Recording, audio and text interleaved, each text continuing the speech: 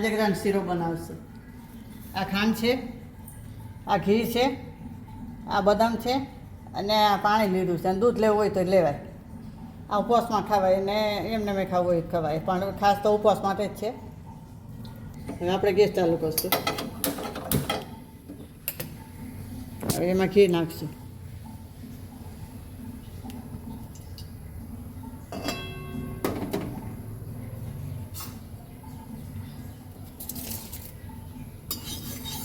હવે આ ઘી ગરમ થાય એટલે લોટ નાખી દેવાનો. આપણે લોટ ધીમે તાપે શેકવાનો એટલે ગાંઠા ન પડે અને થાય સરસ.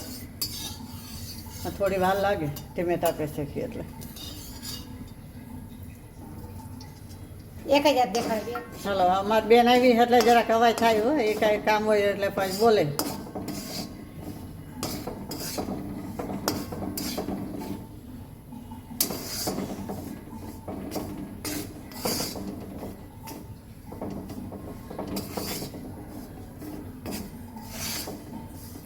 આપણને એવું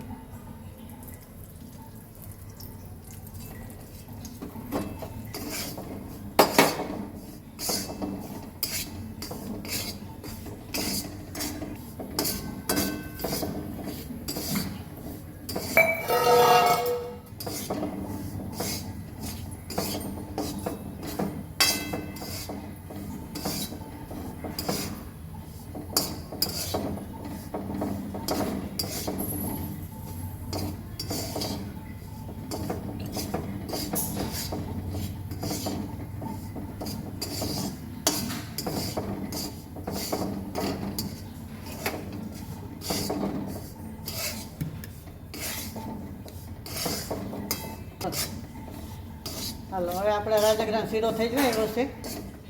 ધીમે તાપે શેકીએ એટલે વાર લાગે થોડી.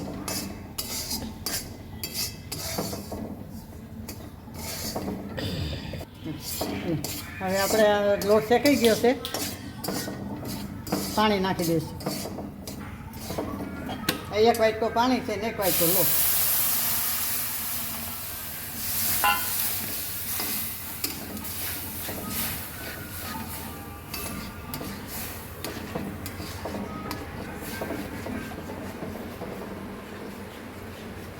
માથે તો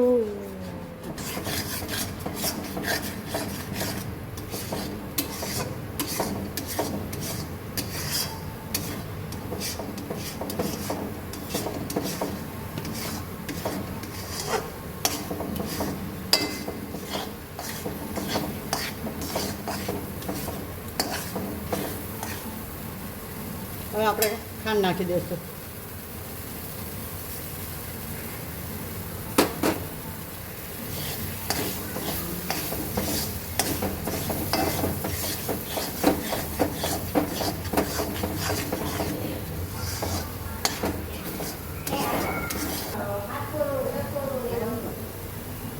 રાજગરાનો શીરો થઈ ગયો છે. હવે આ બદામ નાખી દઈશું.